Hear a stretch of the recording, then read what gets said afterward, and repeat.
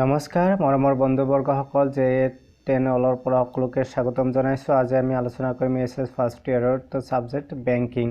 ইয়াতে কিছুমান প্ৰশ্ন আছে, উত্তৰ সহ আপোনালোকক দেখাই দিয়াৰ কাৰণে চেষ্টা কৰিম। ভিডিঅ'খন শেষলৈকে আপোনালোকে চাব। এক নম্বৰ নিৰ্দেশখন অনুযায়ী উত্তৰ দিয়া প্ৰতিটোৰ কাৰণে 1 মাৰ্ক আছে। 5টা প্ৰথমতে কৰিব লাগিব, 5 মাৰ্ক আপোনালোকে পাব। 1 নম্বৰ দিয়া আছে বিনিময় প্ৰথা কাক বোলে? নিশ্চয় আপোনালোকে জানে বস্তুৰ সলনি বস্তু যদি আপোনালোকে কি প্ৰত্যক্ষ বা পৰোক্ষভাৱে আদান প্ৰদান কৰে তাকে কি বুলি কোৱা হ'ব? বিনিময় বুলি কোৱা হ'ব। বস্তুটো লিখা আছে আপোনালোকক মই দেখাই আছো। বিনিময় প্ৰথা কি? তা সামগ্ৰীৰ বিপৰীতে সামগ্ৰীৰ প্ৰত্যক্ষ বিনিময় হ'ল কি? বিনিময় প্ৰথা।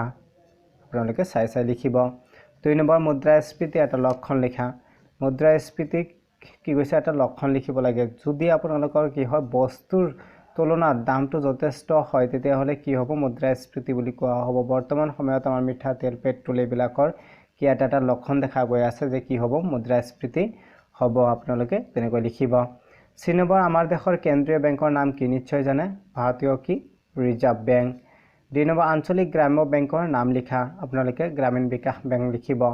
3 নম্বৰ বেংক বুলিলে কি বুজা? আপোনালোকে নিশ্চয় জানে বেংক হ'ল এটা কি বিত্তীয় অনুষ্ঠান য'ত নেকি টকা পইচা কি কৰা হয়? লেনদেন কৰা হয়। আপোনালোকে যদি চাব বিচাৰে পেজ নম্বৰ 29ত গ'লে আপোনালোকে পাই যাব। Page number 29। পেজ নম্বৰ 29 চাই লওক। এয়া দিয়া আছে বেংক কি? বেংক এবিধ বিত্তীয় অনুষ্ঠান যি ঋণৰ ব্যৱসায় কৰে।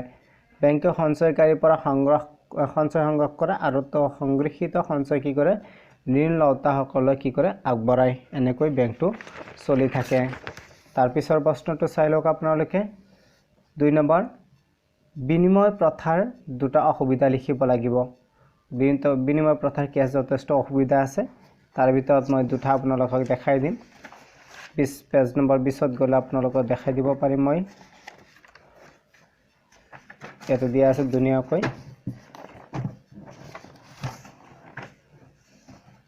এয়া বিনিময় প্ৰথাৰ অসুবিধাসমূহ।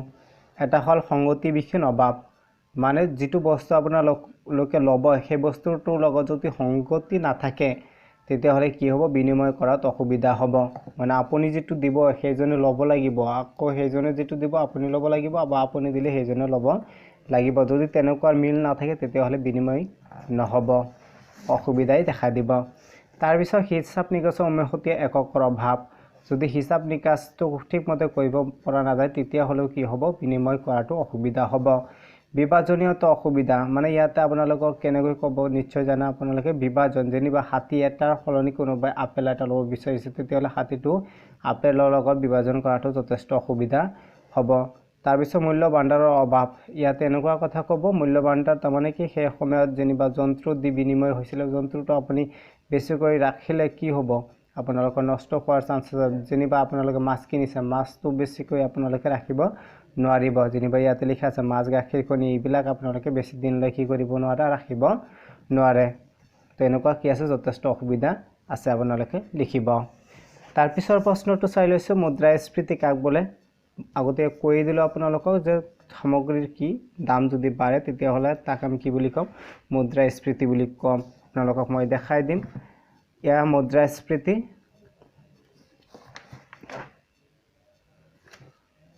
ইয়াতে দিয়া আছে মুদ্ৰাস্ফীতি।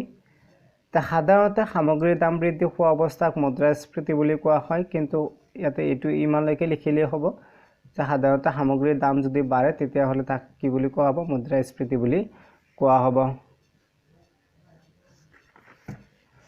তাৰপিছৰ প্ৰশ্নটো চাই ল'ব বন্ধুসকল। বাণিজ্যিক বেংক কাক বোলে? বাণিজ্যিক বেংক কাক বোলে? আপোনালোকে নিশ্চয় জানে। প্ৰথমে মই আপোনালোকক দেখাই দিয়াৰ কাৰণে চেষ্টা কৰিম। এয়া হ'ল আপোনালোকৰ বাণিজ্যিক বেংক।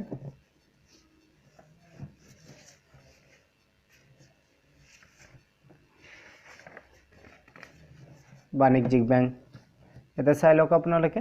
বাণিজ্যিক বেংক যিবিলাক বেংকে কেন্দ্ৰীয় বেংকৰ নিৰ্দেশনা মানি জনসাধাৰণৰ লগত প্ৰত্যক্ষ আৰু পৰোক্ষভাৱে কি কৰে? সঞ্চয়, ঋণ, বেপাৰ বাণিজ্য আদিত জড়িত কাৰ্য সম্পন্ন কৰে তেনেবিলাক বেংকক কি বুলি কয়? সাধাৰণতে বাণিজ্যিক বেংক বুলি কয়। বাণিজ্যিক বেংকবিলাকে কেন্দ্ৰীয় বেংকৰ কি কৰে? নিৰ্দেশনা মানি চলে, সঞ্চয় জমা কৰিব, ঋণ দিব, বেহা বেপাৰৰ ক্ষেত্ৰত টকা পইচা দিব, এনেকৈ কি কৰে বেংকটো চলায়। এনেকুৱা বেংকক কি বুলি ক'ব? বাণিজ্যিক বেংক বুলি কোৱা হ'ব। তাৰ পিছৰ প্ৰশ্নটো চাই লওঁ বন্ধুসকল। কি দিয়া আছে ইয়াতে? মাৰ্জিন কাক বোলে? মাৰ্জিন আপোনালোকে লিখিব যে উৎপাদিত সামগ্ৰীৰ দামক কি বুলি কয়? মাৰ্জিন বুলি কয়। যে উৎপাদন কৰিব তাতে কিমান টকা খৰচ হ'ল সেই হিচাপত কি কৰা হয়? ৰেট এটা দিয়া থাকে, MRP এটা দিয়া থাকে, তাকে কি বুলি কয়? মাৰ্জিন বুলি ক'ব। তাৰপিছত ভাৰতৰ 4টা উন্নয়নী বেংকৰ কি কৰিব লাগে? নাম লিখিব লাগে। ভাৰতৰ 4টা কি আছে? নাবাৰ্ড হওক বা চিডবি বেংক, এনেকুৱা কিছুমান বেংক আছে, সেইবিলাক আপোনালোকে দিব লাগিব। 34 ইয়াতে মই দেখাই আছোঁ। আপোনালোকে এইটো এটা নাম লিখিব। ভাৰতীয় ঔদ্যোগিক উন্নয়ন বেংক এইটো লিখিব এটা, IDBI লিখিব। তাৰপিছত ৰিজনেল ৰুৰেল বেংক এটা লিখিব, আঞ্চলিক গ্ৰাম্য বেংক। তাৰপিছত লিখিব আপোনালোকে নাবাৰ্ড, নাবাৰ্ড লিখিব, কৃষি আৰু গ্ৰাম্য উন্নয়ন ৰাষ্ট্ৰীয় বেংক। আৰু এটা লিখিব চিডবি, ভাৰতীয় ক্ষুদ্ৰ উদ্যোগ উন্নয়ন বেংক। এই 4টা বেংকৰ নাম আপোনালোকে লিখি দিব ইয়াতে। তাৰপিছৰ প্ৰশ্নটো চাই লওঁ। তাৰপিছৰ প্ৰশ্ন কোনটো হ'ব? 7 নম্বৰ, অভাৱৰ সংগতি বিষণতা কি বুজায়? অভাৱৰ সংগতি, যে আপোনালোকৰতো অভাৱ থাকিবই, কিন্তু থাকিলে কি হ'ব? যাৰ লগত আপোনালোকে আদান প্ৰদান কৰিব তাৰ লগত সংগতি থাকিব লাগিব, মিল থাকিব লাগিব, তেতিয়াহে আপোনালোকে আদান প্ৰদান কৰিব পাৰিব। যদি তেনেকুৱা সংগতিৰ মিল নাথাকে তেতিয়াহ'লে আদান প্ৰদান কৰাত কি হ'ব? যথেষ্ট অসুবিধা দেখা দিব। ইয়াতে আপোনালোকে চাই ল'ব। যেনিবা মই মুখেৰে কৈ আছোঁ, যদি আপুনি কাৰোবাৰ লগত কি কৰিব বিচাৰে, কোনো বস্তু আদান প্ৰদান কৰিব বিচাৰে, যেনিবা আপুনি কুঁহিয়াৰ উৎপাদন কৰে, বেলেগে ধান উৎপাদন কৰে, আপুনি যদি ধান বিচাৰে তেতিয়াহ'লে সেইজনে কুঁহিয়াৰ বিচাৰিব লাগিব, সেইজনে যদি আকৌ ঘেঁহু বিচাৰে তেতিয়াহ'লে আপুনি ক'ৰ পৰা দিব? ইয়াতে কি নাই? মিল নাই। ইয়াকে কি বুলি ক'ব? সংগতিবিহীন অভাৱ বুলি কোৱা হ'ব। আপোনালোকে ইয়াৰ পৰা লিখিব চাই অলপ বহল আছে, মই মুখেৰেই আপোনালোকক কৈ দিলোঁ কথাখিনি, তেনেকুৱাকৈ ইয়াতে আছে আৰু অলপ এইফালে আছে। যেহেতু নম্বৰ বেছি আছে আপোনালোকে ইয়াৰ পৰা লিখিব। তাৰপিছৰ প্ৰশ্ন, 3 প্ৰকাৰৰ সমবায় বেংকৰ নাম লিখিব দিছে। 3টা কি আছে? সমবায় বেংক আছে, সেই বেংক কেইটাৰ নাম আপোনালোকে লিখিব এনেকৈ। 1 নম্বৰ হ'ল এক্সপ্ৰেছ বেংক, এটা হ'ল কেন্দ্ৰীয় সমবায় বেংক, আৰু এটা হ'ল 3 নম্বৰ প্ৰাথমিক সমিতি বেংক। তাৰপিছত আপোনালোকৰ দিয়া আছে 9 নম্বৰ, কেন্দ্ৰীয় বেংকৰ অৰ্থ বুজাই লিখা। কেন্দ্ৰীয় বেংক বুলিলে কি বুজি পায় আপোনালোকে? সেই বিষয়ে আপোনালোকে কি কৰিব লাগিব? লিখিব লাগিব। কেন্দ্ৰীয় বেংকৰ বিষয়ে অলপ বিতংকৈ লিখিব লাগিব। কেন্দ্ৰীয় বেংকে নিশ্চয় আপোনালোকে জানে, ভাৰতবৰ্ষৰ যিমান বেংক আছে তাৰে মুৰব্বী হিচাপে কি কৰে? কেন্দ্ৰীয় বেংকে কাম কৰে, টকা পইচা জমা কৰে, তাৰপিছত হিচাপ নিকাচ লয়, তাৰপিছত টকা চফা কৰে, এইবিলাক ইয়াতে দিয়া আছে, আপোনালোকে চাই লিখিব। কেন্দ্ৰীয় বেংক, কেন্দ্ৰীয় বেংক হ'ল দেশখনৰ বেংক ব্যৱস্থাৰ মুৰব্বী বেংক, মানে গোটেইকেইটা বেংকৰ মুৰব্বী কোন? এই কেন্দ্ৰীয় বেংক, মানে ৰিজাৰ্ভ বেংক। এই বেংকৰ নীতি নিৰ্দেশনা অনুসৰি অন্যান্য বেংকসমূহে কাৰ্য সম্পাদন কৰিব লাগে। ছুইডেন ৰিক্স বেংক সবাতোকৈ পুৰণি কেন্দ্ৰীয় বেংক। এই বেংক স্থাপিত হৈছিল কিমান চনত? এনেকুৱা দিয়া আছে। ভাৰতবৰ্ষৰ কেন্দ্ৰীয় বেংক হ'ল ভাৰতীয় ৰিজাৰ্ভ বেংক। ইয়াৰ পৰা আপোনালোকে লিখিব। আৰু কিছুমান কথা আছে ইয়াতে, কিছুমান কাৰ্যৱলী আছে, এইবিলাকো আপোনালোকে চাই লিখিব। ইয়াৰ পৰা এই প্ৰশ্নটো লিখিব। তাৰপিছত দিয়া আছে, কেন্দ্ৰীয় বেংকৰ অৰ্থ গ'ল। চৰকাৰৰ বেংক বুলিলে কি বুজা? চৰকাৰৰ বেংক মানে কি? চৰকাৰৰ আণ্ডাৰত যদি কোনো এটা বেংক থাকে তেনেকুৱা বেংকক কি বুলি কোৱা হ'ব? চৰকাৰী বেংক বুলি ক'ব। আপোনালোকে এইটো কয় যে চৰকাৰী বেংকত পইচা থ'ব লাগে, তেতিয়াহ'লে বুজিয়ে পায়, তেনেহ'লে সেইটোৱে লিখিব আপোনালোকে। যেনিবা SBI কয়, ভাৰতীয় কি ষ্টেট বেংক, এইবিলাক হ'ল কি? চৰকাৰী বেংক। ইয়াতে পইচা থ'লে কি হয়? পইচাখিনি মানে সুৰক্ষিত আছে বুলি আমি জনসাধাৰণে ভাবোঁ। তাৰপিছত 11 নম্বৰ চাব, বাণিজ্যিক চক্ৰ পৰ্যায় 3টাৰ নাম লিখিব দিছে। বাণিজ্যিক কি আছে? তেনেকুৱা চক্ৰ আছে, এই চক্ৰ 3টা বিষয়ে লিখিব দিছে। আপোনালোকে লিখিব, এই 3টা লিখিব। এটা হ'ল স্থায়ী জমা হিচাপ, আৰু এটা হ'ল চলিত জমা হিচাপ, আৰু এটা হ'ল সঞ্চয়ী জমা হিচাপ। এই 3টা চক্ৰ আছে। তাৰপিছত 12 নম্বৰ চাব আপোনালোকে। 12 নম্বৰত দিয়া আছে, সমবায় আৰু বাণিজ্যিক বেংকৰ মাজত কি লিখিব দিছে? 5টা, মানে সমবায় আৰু বাণিজ্যিক বেংকৰ মাজত 5টা পাৰ্থক্য লিখিব দিছে। এইটো আপোনালোকে চাই লিখিব মোৰ পৰা, মই আপোনালোকক দেখাই আছোঁ। পাৰ্থক্যবোৰ হ'ল 1 নম্বৰ, দেশৰ সাধাৰণতে বেংক আইনৰ ব্যৱস্থা অনুযায়ী বাণিজ্যিক বেংক প্ৰতিষ্ঠিত আৰু পৰিচালিত হয়, কিন্তু সমবায়িত আইনৰ বিধি বিধান মতে সমবায় বেংকৰ সংগঠন আৰু পৰিচালনা হয়। 2 নম্বৰ বাণিজ্যিক বেংকে সাধাৰণতে শাখা মুকলি কৰি ব্যৱসায়ৰ সম্প্ৰসাৰণ ঘটায় সমবায় বেংকে শাখা মুকলি কৰাৰ উপৰিও ইয়াৰ সংযুক্ত গোট থাকে 3 নম্বৰ ভাৰতৰ অতি কমেও 7জন ব্যক্তি লগ হৈ ৰাজহুৱা কোম্পানীৰ ভিত্তিত বাণিজ্যিক বেংক আৰু নিম্নতম 10জন সদস্য লগ হৈ সমবায় বেংক গঠন কৰিব পাৰে তাৰ পিছৰটো চাই লওক 4 নম্বৰ বাণিজ্যিক বেংকে প্ৰদান কৰা ঋণৰ খৰচ বা হ্ৰস্বম্যাদী কিন্তু সমবায় ভূমি উন্নয়ন বেংকে দীৰ্ঘম্যাদী ঋণ দিব পাৰে দীৰ্ঘস্থায়ী কাৰণে দিয়ে আৰু আপোনালোক সমবায়টো অলপ দীঘলীয়া সময়ৰ কাৰণে দিব পাৰে 5 নম্বৰ বাণিজ্যিক বেংকে দেশৰ সকলো অঞ্চলত আনকি বিদেশতো ব্যৱসায় কৰে আনহাতে সমবায় বেংকে দেশৰ ভিতৰত এক বিশেষ সীমিত অঞ্চল বা ৰাজ্যত কি কৰে বেপাৰ কৰে বা ব্যৱসায় কৰে তাৰ পিছত 13 নম্বৰটো চাই লওক